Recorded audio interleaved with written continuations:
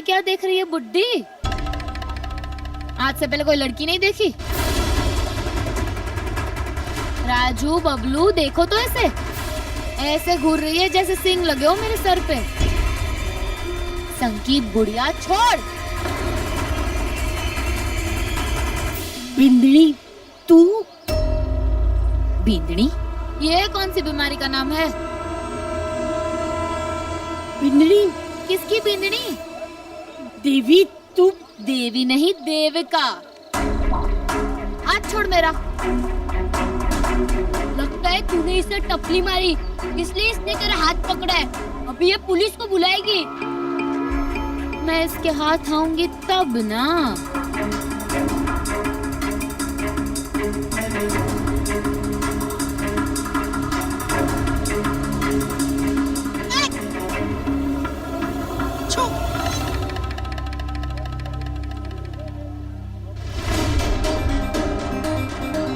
सपना था।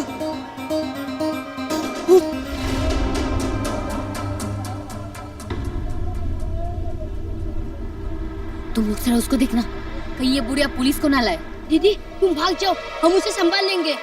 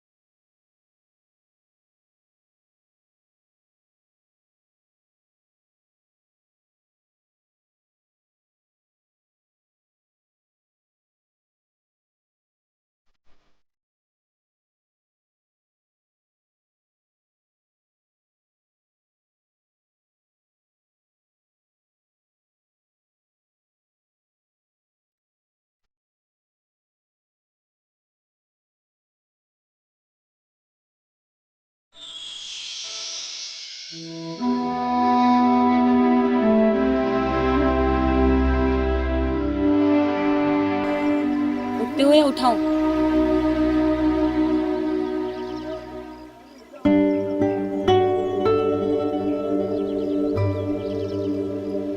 एक मिनट।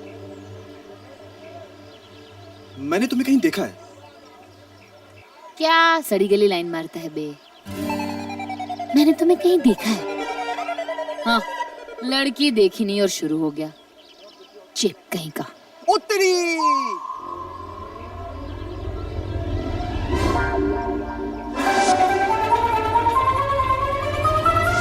अब याद आया, तुम वही हो ना? नगीना, चालबाज, चांदनी। हाँ, तुम्हारे वजह से मेरा ऑडिशन फ्लॉप हुआ था। मैं सुपरस्टार बनते बनते टॉप स्टार बन गया था। ओह, तो तू वो है फ्लॉप स्टार। वैसे अच्छा नाम दिया तूने अपने आप को। सुजानगढ़ में क्या कर रहे हो फ्लॉप स्टार? मैं यहाँ अपना सपना पूरा करने आया। लेकिन तुम ना, जैसे मुझसे अभी टकराई हो ना, दोबारा मत टकराना, हाँ? क्योंकि तुम मेरे लिए बहुत अनलकी। जब भी मिलती हो कोई ना कोई गड़बड़ होती है, बनते काम बिगड़ जाते हैं। अच्छा सुनो, बिगड़े हुए काम बनाने के लिए ना हमारी टोली में एक साधु है। तू एक काम क्यों नहीं करता? उनसे काला धागा ले ले, अपने बाजुओं में बांध ले, सब अच्छा हो जाएगा। सिर्फ 5000 में। बोल लाऊं? जी नहीं, धन्यवाद। तुम बस एक काम करो, मुझसे दूर रहिए। ये अपनी शक्ल है ना, दोबारा मत दिखाना। हाँ हाँ, तो मुझे भी तेरा चेहरा दिखने का कोई चस्का नहीं है। तू भी अपनी शक्ल मुझे मत दिखाना, समझा? वरना अब ये क्या है?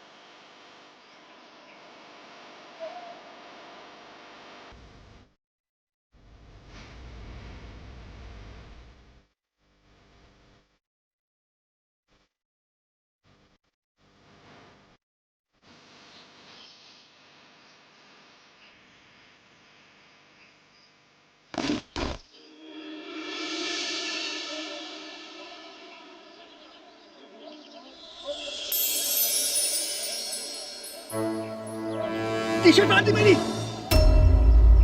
मैंने कहा था ना, तुम मेरे लिए अनलकी हो, मिस मनूस। अबे ढक्कन, पता है मेरी माँ क्या कहती है? भाग लेके पैदा हुई हूँ मैं, देवी माँ का रूप हूँ इस दुनिया में। तूने मुझे मनहूस कहा? स्टूपी। स्टूपी? समझ में नहीं आया ना? इंग्लिश है इंग्लिश। अब चुपचाप खड़ा रहे और कंगन निकालने दे मुझे। टी-शर्ट फाड़ दी यार, अब मैं कहीं कैसे जाऊंगा? हाँ तो उतार दे। आजकल वैसे भी लड़के बिना कपड़ों के घूमते। और इसके पैसे कौन भरेगा? ओह, मेरा कंगन तेरी सस्ती वाली टी-शर्ट से ज्यादा महंगा है, समझा? अब तू चुपचाप खड़ा नहीं रहा और मेरे कंगन को कुछ हुआ ना तो पैंट भी उतरवा दूंगी तेरी, समझा? चुपचाप खड़ा हो।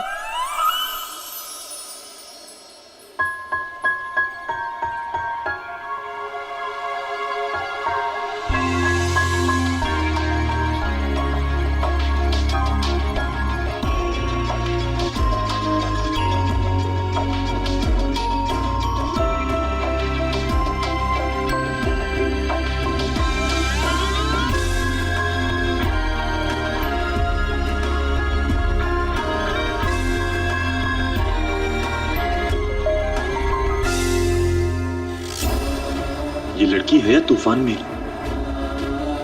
ये लड़का है या सस्ता हेडफोन?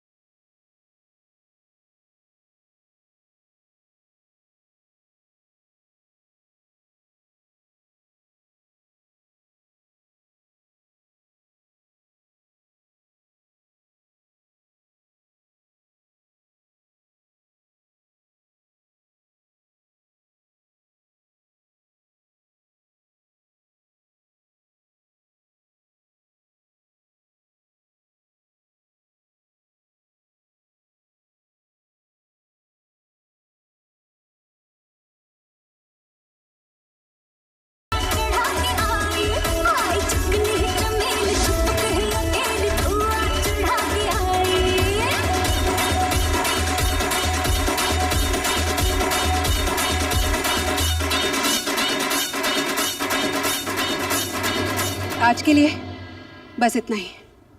अगली क्लास में मिलते हैं। मैम,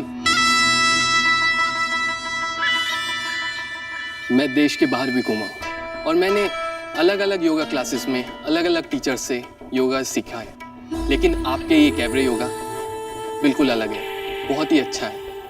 मैम, मैंने ऐसा कैबरे योगा नहीं देखा है और ना ही मैंने सुना है। आपका कैबरे योगा बिल्कुल अलग है और बहुत ही अच्छा है। मैम, ये आइडिया आया कहाँ से आपको? अंदर से। वो क्या है ना, सीने में दिल है और दिल के अंदर धड़कन, और उसी धड़कन ने मुझसे धड़क धड़क कर कहा कि दुनिया में कुछ ऐसा कर जाओ कि लोग तुम्हें हमेशा याद रखें।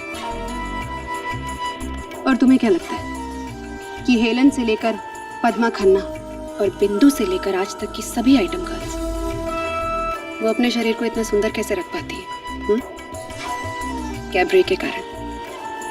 बस इसीलिए मैंने कैबरे और योगा को मिलाया और ये क्लास शुरू की। अब तो राजस्थान में टूरिस्ट भी आते हैं, तो आपका कैबरे योगा किए बिना नहीं जाते हैं, क्योंकि ऐसा योगा और कहीं होता ही नहीं है। कैबरे योगा क्वीन उर्मी भी तो कहीं नहीं है ना। अगली क्लास।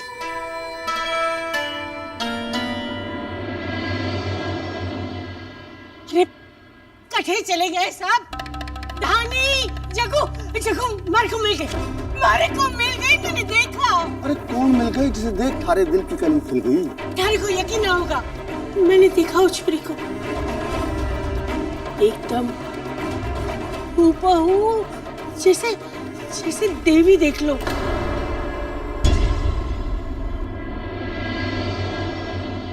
खड़ा सोच के रहा है, जाके सुजानगढ़ की गलियां मन देख, वो यही कहीं होगी।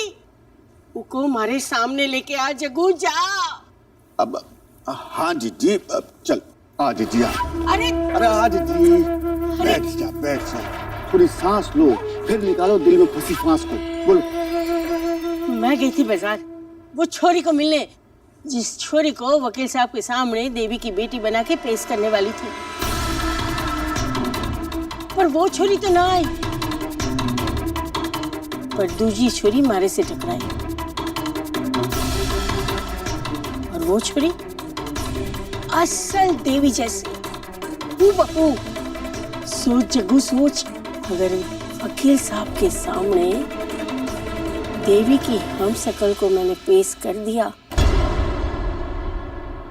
तो सोने पे सुहागा हो जाएगा। सच में 18 साल इंतजार करने के बाद हूबहू देवी जैसी छोरी, ये तो चमत्कार ही हो गया। चमत्कार कैसा दादी साहब? पॉसिबल है। स्टडीज बताती है कि एक शक्ल के 7 इंसान होते हैं दुनिया में, आपकी और मेरी शक्ल के भी होंगे।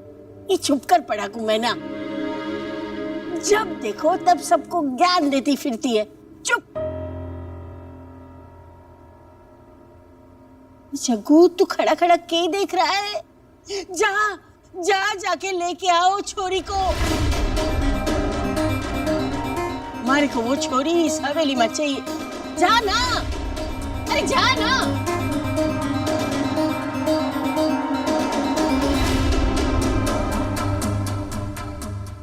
वो उस खजाने की चाबी है जिसको अधिराज ने हमसे 18 साल दूर रखा। धानी अब तक यहाँ खड़ी है, जाके कोई किताब में अपना सर पटक। जा। दादी साहब, मुझे आपसे कुछ पूछना था। बोल। दादी साहब, मेरी कुछ सहेलियां जन्माष्टमी की प्रैक्टिस करना चाहती हैं। वो कह रही थी कि रजावत हवेली इतनी बड़ी है, तो क्या वो यहाँ पे जन्माष्टमी मना सकती है? अब तू भी खैरात बांटेगी? अरे नहीं दादी साहब, वो तो बल्कि एक शाम का किराया देने के लिए राजी है। ठीक है, बुला ले। कम से कम 500 पारी के पैसे तो निकलेंगे। उनको बोल देना पूजा विधि मैं करूंगी, रजावत हवेली में जन्माष्टमी मनाएंगे तो हवेली का रुतबा भी बना रहेगा। जा, आने दे।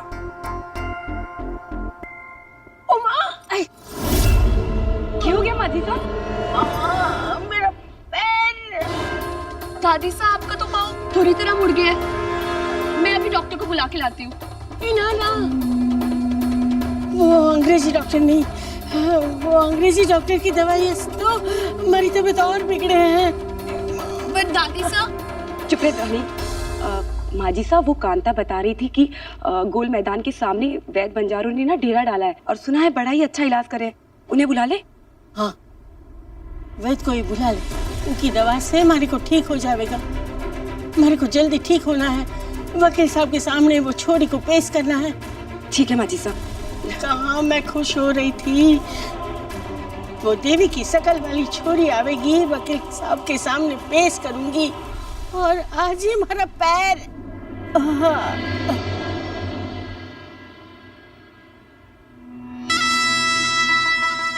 देवी की शक्ल की लड़की, ये क्या नया नाटक है?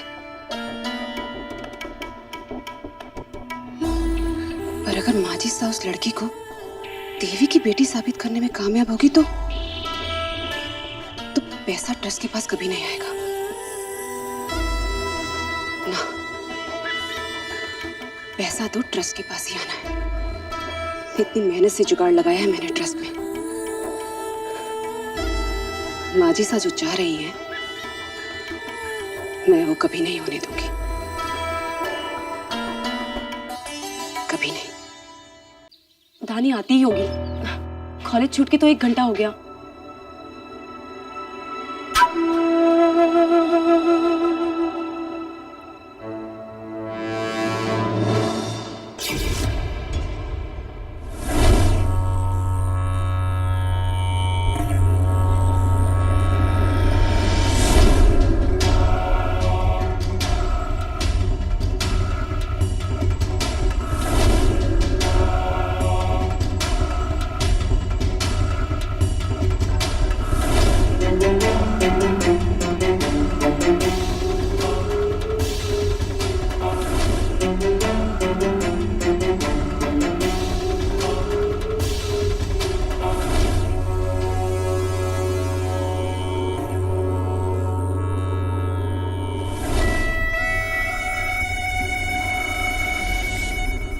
इतनी देर लगाती आने में, दानी बस आती ही होगी। हमारे जागने से पहले हमारी किस्मत सो जाती है। मैं देर करता नहीं, हो जाती है।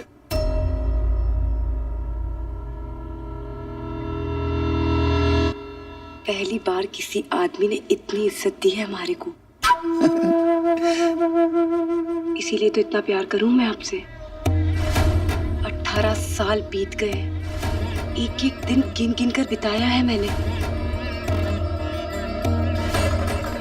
अरे मेरी जाने बाहर, बस कुछ दिन और पता चल जाएगा इस जंगल में सियार बोलेंगे या कि नाचेंगे मोर। पता चल जाएगी कि वो देवी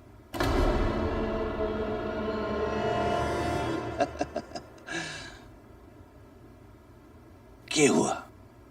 कोई बिजली का तार छुआ? हमारे सामने उस देवी का नाम मत लिया करो जीते। 1000 बार बोल चुकी हूँ, नफरत है हमारे को उस देवी से और देवी के चेहरे से। 18 साल बीत गए पर आज भी यू हवेली में ना जाने क्यों रोज रोज उनका नाम हमारे कानों में सुनाई देवे हमारे को।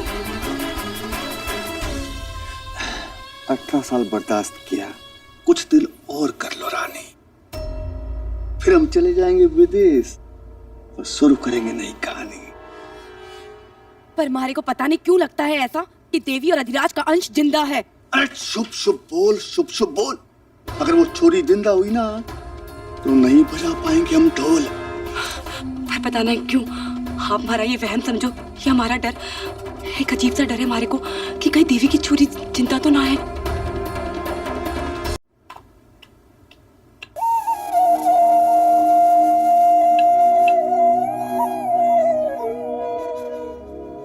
क्या सोच रही हो? अरे मैंने कहा क्या सोच रही हो? एक बहुत बड़ा डर है कब से मेरे मन में। कैसा डर? जैसे अचानक से हमें देवी का मिली ऐसे अचानक से कहीं खो गई तो? जी हमने तो आज तक उसे नहीं बताया कि वो हमें मिली थी। वो तो यही समझती है कि हम ही उसके माता पिता हैं। अगर उसे पता चल गया कि हम उसके माँ बाप नहीं हैं तो वो हमसे नफरत करने लगे। जी अगर वो हमें छोड़कर चली गई तो? ऐसा न बोलना जो। देविका मेरी गुरूर है, मेरा जीवन है। मैं तो ये सोच भी नहीं सकता कि वो अगर हमें छोड़कर चली गई तो हम कैसे जिएंगे। ये क्या कह रहे हो आप लोग?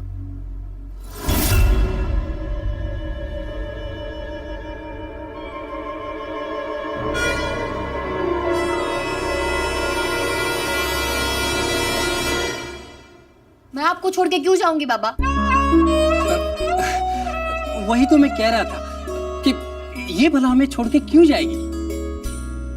लेकिन ये जो तेरी माँ है ना, ये हर वक्त डरती रहती, कहती है कि अगर इसने तुम्हारी बात नहीं मानी तो तू इसे छोड़कर चली जाएगी। हाँ हाँ वो बद्री का बेटा जैसे चला गया वैसे तू चली गई तो? अरे बेवकूफ था वो बद्री का बेटा। मैं आप लोगों को छोड़ के कहीं नहीं जाऊंगी, कभी नहीं। सच्ची? मुच्ची। रंजन काका, रजावत हवेली से बुलावा आया है। उनकी मालकिन हिरासा को पैर में चोट आई है। ये लो। लाला